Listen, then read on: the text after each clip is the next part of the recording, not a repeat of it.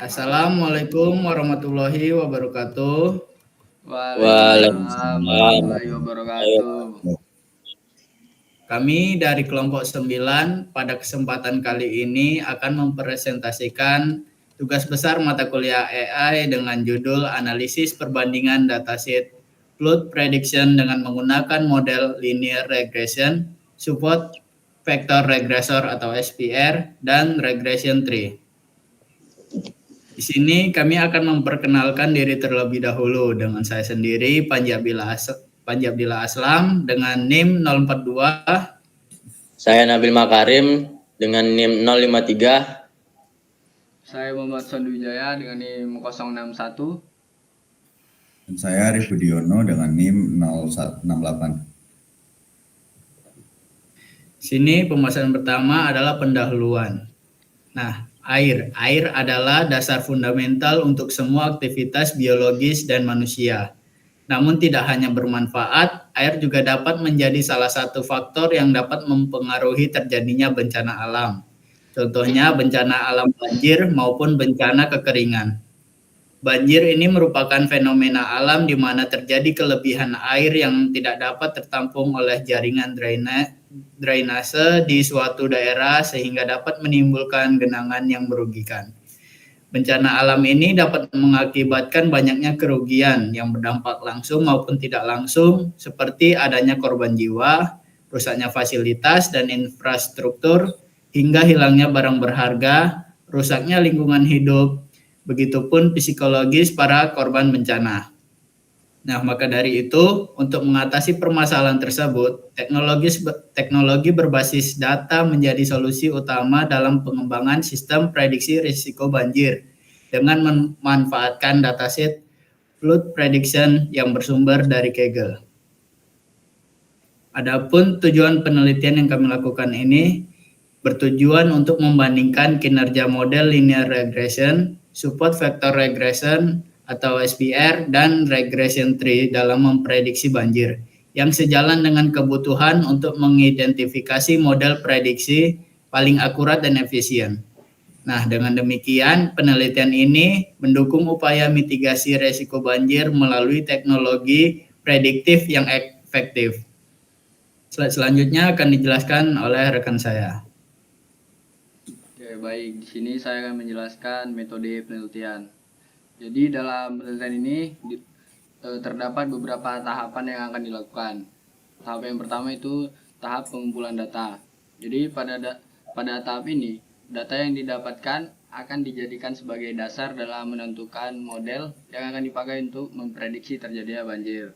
Kemudian tahap yang kedua yaitu pemahaman data. Pada tahap ini dilakukan deskripsi data, eksplorasi data, dan verifikasi kualitas data yang akan digunakan. Kemudian tahap ketiga yaitu tahap persiapan data. Tahapan persiapan data melibatkan transformasi dataset agar seluruh input yang digunakan oleh model berupa data yang bertipe atau yang berjenis numerik, sehingga lebih mudah untuk dieksekusi oleh sistem. Kemudian tahap yang keempat yaitu model menggunakan linear regression, SVR, dan regression tree. Setelah proses yang berkaitan dengan data telah dilakukan, selanjutnya adalah tahap pemodelan data yang akan digunakan dalam penelitian ini.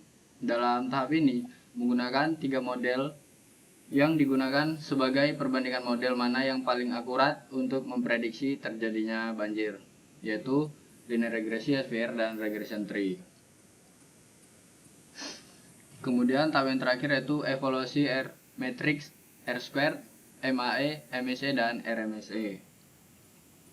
R-squared menunjukkan seberapa baik model tersebut bekerja. Jika semakin mendekati 1 atau nilainya 1, maka model tersebut baik dalam memprediksi data. Selanjutnya untuk MAE, MSE, dan RMSE, nilai yang baik adalah jika semakin mendekati 0. Oke, next. Selanjutnya ada hasil dan pembahasan. Bagian yang pertama itu load data. Jadi tabel di samping merupakan sebuah dataset yang terdiri dari 21 variabel kolom data dengan total 50.000 baris. Variabel ini berkaitan dengan faktor-faktor yang mempengaruhi probabilitas banjir di suatu wilayah. Adapun pembagian data yang dilakukan adalah yaitu 70% data training dan 30% data testing. Jadinya untuk data training itu sekitar 35.000 dan data testing itu sekitar 15.000 data. Baris pertama dalam tabel tersebut menunjukkan nilai moon intensity sebesar 3, topografi drainage sebesar 8, dan probabilitas banjir atau flood probability sebesar 0,450. Ini menunjukkan intensitas hujan sedang, kapasitas drainase yang baik, dan probabilitas banjir yang relatif rendah. Kemudian pada baris kedua memiliki nilai tinggi pada variabel climate change 9 dan drainage system sebesar 9. Yang berarti wilayah ini memiliki dampak perubahan iklim yang signifikan dan sistem drainase yang baik. Dengan probabilitas banjir sebesar 0,475, baris ketiga menunjukkan nilai tinggi pada urbanization yaitu 7 dan encroachment sebesar 9. Tapi sistem drainase buruk yaitu 2 sehingga probabilitas banjirnya meningkat menjadi 0,515. Pada baris keempat memiliki nilai tinggi pada deforestation 7, ineffective disaster preparedness 9, dan political factors 10. Yang menunjukkan banyaknya faktor negatif yang mungkin meningkatkan resiko banjir dengan probabilitas sebesar 0,520. Baris kelima atau yang terakhir memiliki nilai sedang pada sebagian besar variabel dengan probabilitas banjir yang relatif lebih rendah yaitu sebesar 0,475. Dataset ini menunjukkan bahwa probabilitas banjir di suatu wilayah dipengaruhi oleh banyak faktor, termasuk intensitas hujan, kapasitas drainase, urbanisasi atau kepadatan penduduk, perubahan iklim, dan kualitas infrastruktur. Oke, next.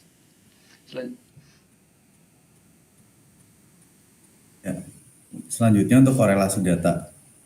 Untuk korelasi data sendiri, pada probabilitas banjir memiliki hubungan positif lemah hingga sedang dengan nilai korelasi berkisar antara 0,22 hingga 0,23 terhadap beberapa variabel. Dan variabel-variabel yang menunjukkan hubungan tersebut diantaranya itu monsoon intensity dengan korelasi 0,22, river management dengan korelasi 0,22, deforestation dengan korelasi 0,23, urbanisasi atau urbanization dengan korelasi 0,22, climate change dengan korelasi 0,22, drainage system dengan korelasi 0,22, dan quality dengan korelasi 0,23, dan political factor atau faktor politik dengan korelasi 0,23. Nah, korelasi ini menunjukkan bahwa probabilitas banjir sedikit meningkat dengan adanya perubahan pada variabel-variabel tersebut.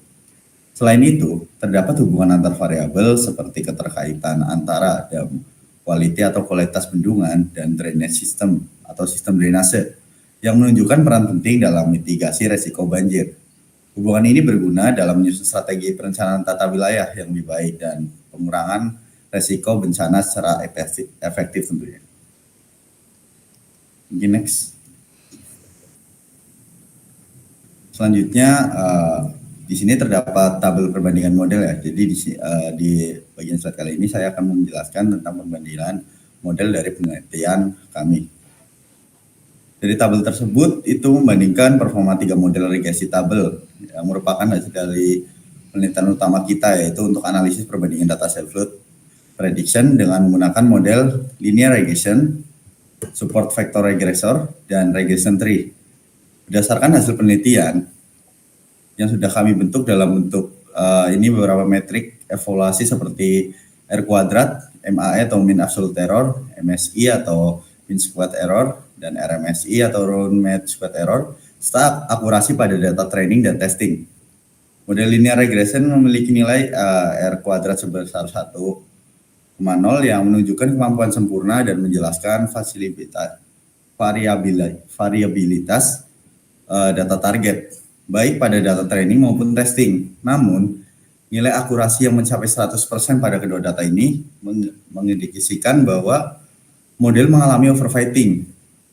Serupa juga terjadi pada regression tree yang memiliki nilai metrik yang sama dengan linear regression dan menunjukkan akurasi sempurna pada data training, tapi performa pada data testing yang menurun drastis, yang hanya menjadi 10,37%, sehingga model ini jelas tidak dapat diandalkan untuk generalisasi. Berbeda dengan kedua model tersebut, SVR atau yang support vector regressor menunjukkan performa yang lebih stabil dan realistis ya.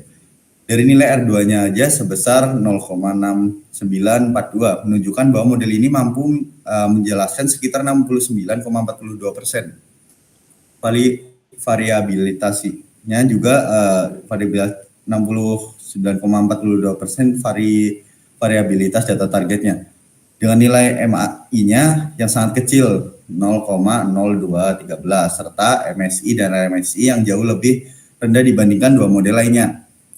Akurasi pada data training dan testing masing-masing sebesar 69,42 dan 69,11. Nah, dari akurasi tersebut ini menunjukkan konsistensi yang baik tanpa indikasi overfitting. Jadi secara keseluruhan itu meskipun linear regression dan regression tree tampak unggul pada data trainingnya, tetapi support vector regressor atau yang biasa disebut SVR itu adalah model yang lebih handal untuk generalisasi karena errornya lebih kecil dan performanya konsisten pada data testingnya.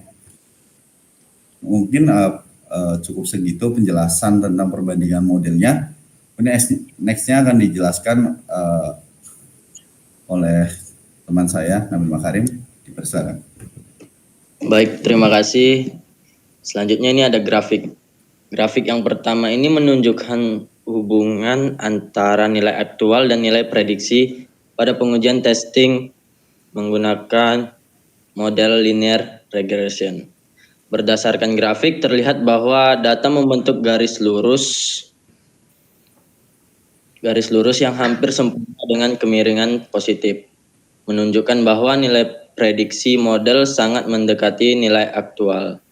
Hal ini konsisten dengan hasil evaluasi sebelumnya, di mana linear regression memiliki nilai R-square sebesar 1,0 pada data testing, yang menunjukkan bahwa model dapat menjelaskan 100% variabilitas data target tanpa error yang signifikan.